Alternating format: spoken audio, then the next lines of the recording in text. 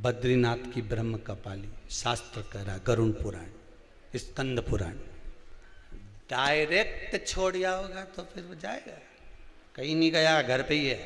Okay, ऐसे नहीं जाऊं, माल टाल खरवाया नहीं और छोड़िए माँ बद्री के साथ नहीं गया। ऐसा बहुत झंझट है साहब, ढेर सारा लोग झंझट में पड़ा हुआ है बहुत। कोई के सनाद में गया जी करके आ जाओ, इसके बाद बामन के भोजन ही मत कराओ, सीधी छुट्टी। हम तो छोड़ आया, हम तो छोड़ के आया। तो किसी ने पूछा तुम छोड़ के तो आए हो, मना नहीं है, पर जब 16 श्राद्ध आता है, 16 दिन हमारे पितरों को मृत्यु लोक में भेजा जाता है। तुम तो छोड़ आए। तुम्हारी शादी किसी गार्डन से हुई, बोलो ईमानदारी की बात, अब गार्डन से हुई तो तुम 50 बार गार्डन के सामने से निकलोगा तो तुमको याद आएगी कि नहीं आएगी? बोल, ईमानदारी से बोलना। मेरी शादी धर्मशाला से हुई थी, भले वो धर्मशाला की जगह पे दूसरी कॉलोनी बन गई, भले वो धर्मशाला की जगह पे दूसरा कुछ बन गया, भले वो गार्डन की जगह दूसरी चीज बन गई, पर याद तो है नहीं तुम्हें कि यहीं आफत आई थी हमारे? ध्यान में तो है कि इसी गार्डन में मेरी शादी हुई थी, यही धर्मशाला, इसी धर्मशाला में मेरा ब्याह हुआ था। ध्यान में है कि नहीं? जितनी बार निकलोगे तुम्हें वो धर्मशाला याद आएगी, जितनी बार निकलोगे तुम्हें वो गार्डन याद आएगा, जितनी बार निकलोगे तुम्हें वो नजर आएगा कि यहां मेरा विवाह हुआ था, यहां मेरी शादी हुई थी।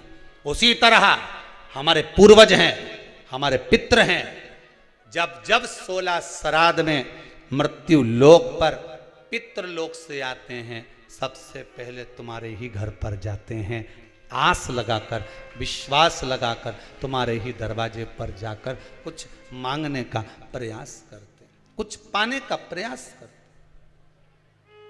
तुम्हारे दरवाजे। ये फर्ज आपका है, ये फर्ज आपका है कि आप उनको दे रहे हो ना दे रहे हो।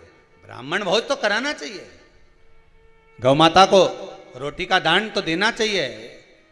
शिव महापुराण की कथा यहां तक कहती है, समुद्र मंथन के समय पर देवता राक्षसों ने मिलकर जब मंथन किया, सुमेरु पर्वत को लेकर शेषनाग की नेति बनाकर जब मंथन करना प्रारंभ करा, मंथन करना जब प्रारंभ करते हैं, उस समय पर सबसे पहले अगर कुछ निकली है तो गौ माता निकली।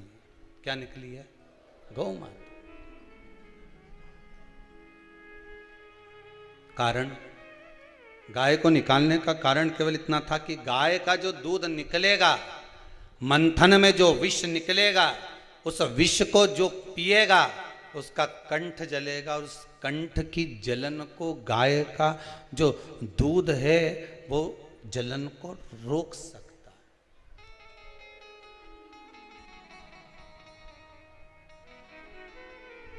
थोड़ा सा कच्चा दूध, कच्चा दूध मतलब तपाया ना हो, आवाज बढ़ा, रिटर्न, थोड़ा सा कच्चा दूध,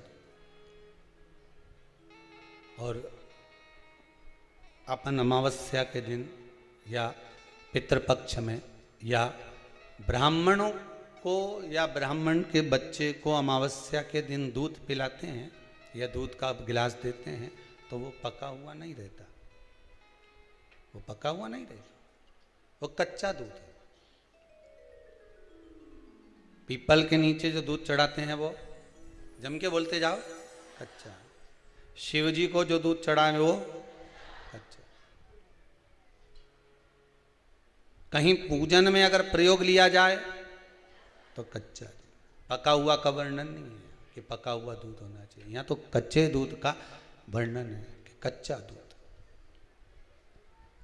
वहां कच्चा दूध चढ़ाया जाता है। किस लिए है? कारण क्या है?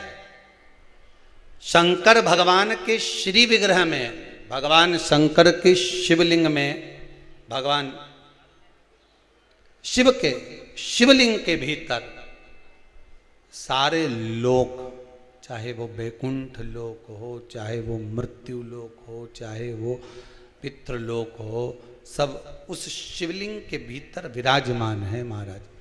शिवलिंग के भीतर विराजमान है महाराज, शिवलिंग के भीतर सारे के सारे, सारे लोग वहां पर विराजमान है। ठीक है, अब आपने जब कच्चा दूध शंकर जी पर समर्पित किया तो केवल शिव के लिए नहीं गया, वो कच्चा दूध जब आपने शंकर भगवान को चढ़ाया तो वो दूध सारे लोकों में होता होता हो पितृलोक में भी गया, और जो आपके पूर्वज थे उनका कल्याण कर दिया उस दूध ने, उस भाग ने।